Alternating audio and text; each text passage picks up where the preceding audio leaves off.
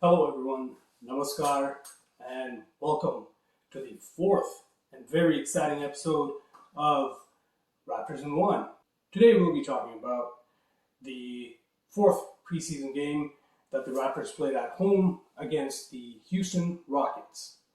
Now, spoiler alert, Raptors won. So that takes them to 2-2. So guys, before I get into the content, I just wanted to let you guys know that I may be a little tired. I've had a long day, and of course, I've had some delicious Osmos, food from Osmos. Come on, it's game day, so you gotta get that Osmos. And no, they're not sponsoring this video. I just, if I like something, I'm gonna talk about it. Nonetheless, I had almost considered not doing this video, but then I said, you know what? The content's fresh in my mind, and I'm still excited about how that game went. So, without any further ado, let's get it. So, guys, the Raptors, they started the game very strong. And I guess, they're paying attention to my videos, or at least one can wish that they were watching. Right? But hey, I guess the message went across and it was clear. They started strong. They started the game with the strong 0-9 run, and from there on out, at least in the first quarter, it just kind of went a little like the Houston Rockets. They caught up a bit, and then, but not enough to win the game. And pretty much from the second quarter all the way to the end, the Raptors maintained a very healthy lead. They played very impressive defense to suffocate a very young Houston Rockets team, as well as very good offense. Obviously, defense, you play good defense, it translates into offense. All of a sudden, when guys are playing hard on defense, and they make a few shots, next thing you know, it becomes contagious. Now they want to work hard. Now they want to bust their behinds and get into the offense, get back on defense, all those little things. And Raptors seems to be that one-ball team that thrives on good defense. And if they maintain this mantra, I'm not saying that there's a championship on the horizon this season, but next 2-3 years, like I said in my first episode, my timeline was third, if not the fourth year with this squad, maybe with a few changes, because I know Masai and Bobby, they make the right moves, and I trust them 100%. So guys, typically, if you've seen my other episodes, when I'm doing a post-game thoughts, I'm not just talking about the Raptors team, even though, yes, this is a Raptors channel, but I also talk about the players on the other team. This time around, honestly, the way the game went, there's nothing to talk about for the Houston Rockets. I mean, I'm pretty sure, again, I apologize, Houston fans, if you guys are watching, that is. But, I think the Raptors, they just took this game. So I'm going to just be talking about the Raptors and the Raptors players. And, of course, this is Raptors in One. So guys, I want to talk about OG. Now, OG Anunoby, like I've mentioned in the previous episodes, he is getting... he's coming into himself as a player now. Now he's becoming consistent, and he's becoming a consistent threat. And that we saw the same thing happen this game as well. OG being OG, he was firing on all cylinders. Okay, so whether it was defense, playing suffocating defense, or helping out on defense, or even jumping the passing lanes, he was everywhere. Offense, oh my gosh. I think I was very impressed with his offense. He was not only driving the lane, and he's gotten the strength that I've noticed from the last season, but now it seems like he can, if he gets into the paint, he's almost like a big man. He's got that big man strength, but in just a little smaller frame, which is okay. He's still got that strength, and he can finish. And on top of that, now even though he has that awkward shot, his shot is nice. Like the way he shoots the ball, especially like the thing with his 3-point shots is if you give him the space, he's gonna hit it. If you don't give him the space and you crowd him and you say, okay, you know what, I'm going to prevent that three, he's driving the lane. And then when he drives the lane, now he has improved his IQ. Now he sees the game better. So even if he's driving in the lane, he doesn't have to worry about the one defender that was defending him. All of a sudden now there's a mismatch. So either he decides, okay, you know what, I'm going to attack the rim, or he pulls another defender to himself, kicks it out to the open man, and the wing player there, he's just shooting those buckets all day. Well, at least most of the day, not all day. But, that is what we were expecting from OG for the past 2-3 seasons. Now that we're seeing it, it is beautiful. If he can be healthy and durable in time for the playoffs, that would be amazing. So even though I'm not a huge stats guy, I'm curious about how basically all the Raptors players did, really. I'm not going to go over each and every one of them, but since we were talking about OG, let's see. Let's look at his stats here. So he's only played 16 minutes, and he scored 17 points. Oh, the efficiency. Oh, my goodness. So he scored 17 points. He's got 1 assist and 4 boards. 5 or 10 field goal percentage, 1 block, 1 steal.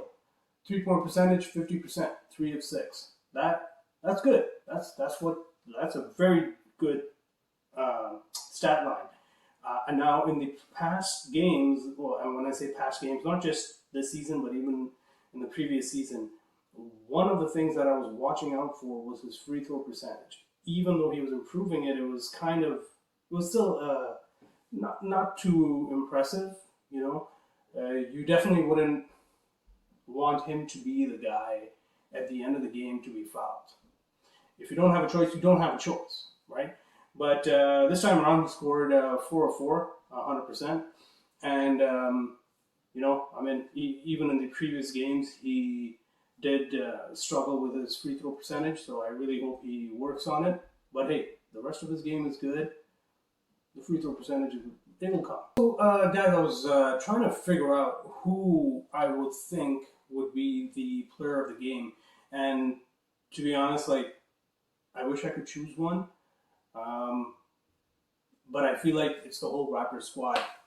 They played well. They played well this game. Everybody played well. Hell, even the players who were on the bench who didn't see the court, even the players who got maybe 2 or 3 minutes, they all hustled.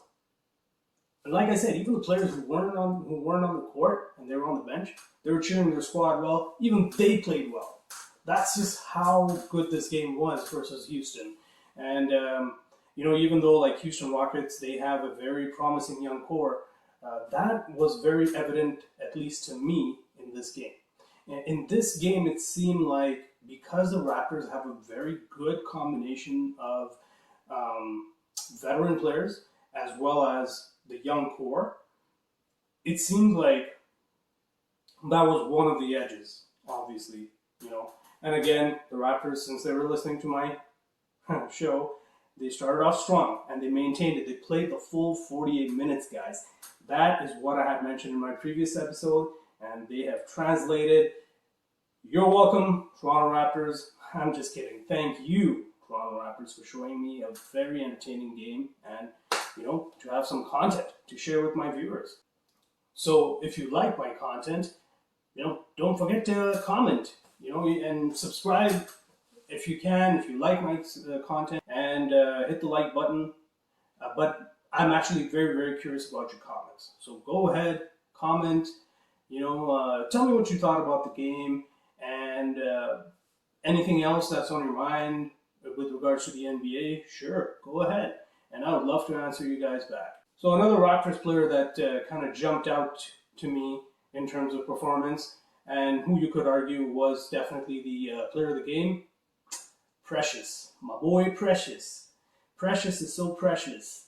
He is very precious to the Raptors team. Did I say precious? I think I said precious enough times. Yeah. So let's look at the stats line here, guys. He's got 17 points, 5 boards, 7 of 11 field goal percentage. Another boy was listening to me. I believe he didn't shoot too many three-pointers this time. See, he didn't. Precious, you're listening. You're listening. Come on, viewers. You got to pick that up. Pick it up. You guys got to watch this content. Listen, trust me, I know what I'm talking about. Not entirely, not as much as the analysts and stuff, but I have an idea. I have a very good idea. So, Precious, he only took 2 3-pointers. He made 1 of 2, 50%. Woot. But hey, the main thing is those 7 of 11 field goal percentage. Out of those 11, only 2 were 3-pointers. Everything else was either close to the rim or a jump shot, or his weird kind of like a floater, if you may. But again, he played in his lane, he played within his element, and of course, the Houston Rockets defense, it was good, but not good enough to contain the Raptors' length. So Scotty Barnes, again, another player, another rookie that I really like. Scotty Barnes played very well as well. He was again. This was a complete game from top to bottom. Everybody hustled. Everybody was playing very good defense, and they were jumping the passing lanes, blocking shots, contesting every shot, crashing the boards. Speaking of crashing the boards, that's one stat that I really like to see the Raptors always capitalize on. And I want to see how the boards were. Let's have a look. So Toronto field goal percentage, 45.6. Boards, well, I guess the Raptors were out-rebounded. But again, at the end of the day, look at the turnovers. Toronto Raptors had 20 to Houston Rockets 28, which led to how many fast break points? 35 fast break points for the Raptors, and versus 11 for the Houston. So 35 fast break points for the Raptors, 11 for Houston. Again, kind of surprising because Houston is still a very young team, and I figured, but hey, maybe the defense wasn't there, and it really wasn't. I didn't think it was as good. 3-point field goal percentage, it seemed like that was the emphasis for this game, apart from just defense in general. But I guess they really emphasized guarding that the 3-point arc. And so it translated in the stats as well, with Toronto having 35.7% 3-point percentage, and then of course 30% for the Houston Rockets. So that's pretty good. I mean, considering even though the Raptors didn't really shoot, you could say 35.7 is decent, but they held the Houston Rockets to 30%. So that was good. Now, speaking of defense, look at the steals, guys. 18 steals for the Raptors versus 7. That's what I was talking about, right? They were jumping the passing lane and they were stealing the ball quite a bit, which led to a lot of fast break points. All these stats, they are adding up. They're adding up for sure. Now look at the largest lead of the game. This I found very fascinating. I just happened to look at this. And again, this is all courtesy of the Toronto Raptors app that I downloaded, and that's how I keep track of the Raptors every game stats, as well as just watching videos if they have like press conferences, game day press conference, or even keeping track of when they're playing, who they're playing, all that good stuff. The Toronto Raptors app, that's the app that I downloaded. Again, they're not endorsing me. I'm just saying that that's where I'm getting all this info from.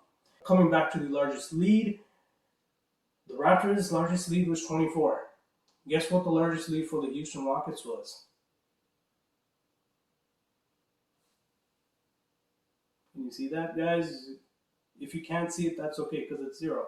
You can't see it. They did not lead at all. They didn't. So yeah, the Raptors, they played very well this game overall, and coming back to Scotty Barnes, I was going to be talking about Scotty Barnes. In 25 minutes, he got 10 points, 5 of 10 field goal percentage, 2 assists, 4 boards, 1 block, and 3 steals. See, that's good defense. And he played 25 minutes, so again, I think he was the one who got the most minutes. Yes, he got the most minutes. He got the most minutes in the roster in this game. And again, like, despite this kind of a performance, as long as it translates into wins, that's what matters, right? And I know, like, once he improves on his jump shot, which is exactly what he needs to do to be able to score more. But again, we don't need that. He's doing everything else. He's doing everything else possible to win every game. So we're going to be talking about Fred VanVleet. He didn't really, I mean, his stats, like, I thought he played very well from what I saw. In 16 minutes, he scored 3 points, 5 assists, 2 boards, 1 of 5 field goal percentage. I was shocked, but hey, that magic number, 5 assists. I had mentioned that in my second episode. Call me old school, but I like it when a point guard, even if they're a shoot-first point guard, should at least average 5 assists. He's listening. I love it. And he got 1 steal. So, yeah, it didn't even seem like he really needed to play much. And that goes to show, guys, the willingness to share the ball in this team. You know? And the way the IQ of everybody works here, like, they've bought into the coaching system. And that's very unique, especially for quite a few young players on this team. So off the bench, the guys who kind of stood out for me was Delano Banton. He played a nice game, including there was this one nice highlight play he had. Now again, you know, I get it. Some people might say it's fluke. Even I think I'm not gonna lie. I thought it was fluke too. But hey, if he called glass on it, then it's all good, right? But yeah, there was that play where he shot the ball and it was close to the shot clock expiring, and he kind of shot it from way far, a little further away from his range. So, hey, what do you do when it's away from your range? You try to bank it in, and that's exactly what he did, and he got that 3-point shot. But apart from that, again, in 14 minutes, 9 points, 2 assists, 3 boards, 4 of 5 field goal percentage, 80%. That's amazing. I hope that's the math. 84, 5, and times 8 is 40. Yep.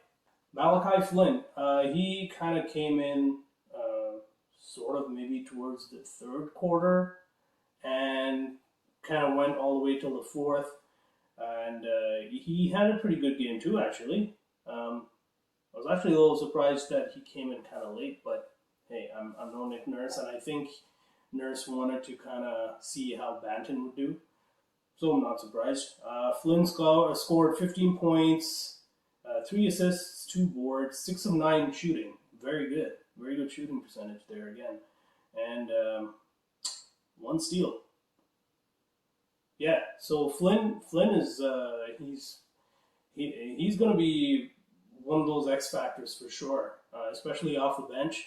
And I was really hoping that he would kind of be like a Freddie 2.0. I don't know if a lot of you guys remember from maybe about, I want to say 3 or 4 seasons ago, when Freddie used to come off the bench. And man, he would take a lot of pride in coming off the bench because we had such a deep bench. The bench was even considered as a possible starting 5, according to some of the GMs and coaches. It was that good. Like, you know, the bench mob. That's how it all started, and I was kind of hoping Malachi would do that. Well, you know, I mean, the season is still young, so let's see. I mean, well, the season hasn't even started, but whenever the season does, let's see. So, guys, just a few things that came to me as news when I was watching the game, and I was actually a little surprised. One of those things was Khem Birch and the reason why he hasn't been playing. I did not know that this man contracted COVID along with his whole family. So yeah, it's one of those things, right? It's a good thing. Like, they took their precautions, and it seems like the family is healthy. So, we're glad, Ken, that you're doing all right and your family's doing well. Um, and he's fully vaccinated now, so good on him. There's one particular play that I found very interesting, and this is why I have so much praise for Fred VanVleet. He has definitely stepped into the role of the leader. Okay, we know that Pascal is the number one option when it comes to the offense, but the leader, and I feel like the heart of this team, is got to be Fred VanVleet. So there's this one play where Gary Trent, he steals the ball and then he goes in for either the layup or a dunk, but then he gets blocked. And when I initially saw it, without the replay, I was kind of like, yeah, that's behind the back foul, like that's he should be getting like 2 free throws easy. But then the referees didn't call it, and Fred took exception to that. He was like, he apparently he worked the referees and he got teched. He got teed up for that. And this is one of those technical fouls that I don't mind. I get it, it's in the preseason, but he's setting a precedent, not just to the referees, but even to his teammates. He's letting them know that he's watching everything. He's got their backs, and he is the leader. He is letting them know what's up, basically, right? Kind of reminds me of somebody who used to do that, and that was, number 7, K. Lowe, not Dragic, K. Lowe, right? Kyle Lowry. He was that kind of guy. He took a page out of Kyle Lowry's book. If anything, that's like, that's what a leader does. And so I was very impressed with how Fred VanVleet, even though he didn't, have a really good game, they won, but he's a leader now. So he doesn't need to do much to win. So the next game for the Toronto Raptors is actually going to be tomorrow. This is a back-to-back. And playing against Washington Wizards, of course, the way this game progressed, it kind of gave the core players quite a bit of time, quite a bit of rest. Because I think maybe in the minute or 2-minute mark in the fourth quarter, they pulled out all their core players and pretty much just put everybody else. So hopefully that means that they're well rested for tomorrow's game. So I'm looking forward to that. And that's going to be at 7 p.m. Eastern Standard Time. It's going to be at Wizards home court. For a back-to-back game in the preseason, I don't know. I think my prediction, I would say maybe the Raptors win this one. You know what? No, there's no maybes. I'm just going to say it. That's it for me tonight, guys. If you like my content, of course, hit the like button. Comment. I'd love to hear your comments, your thoughts. What do you think about the game? Houston fans, if you're watching, and you want some of your players to be recognized, comment, share. I would love to know too.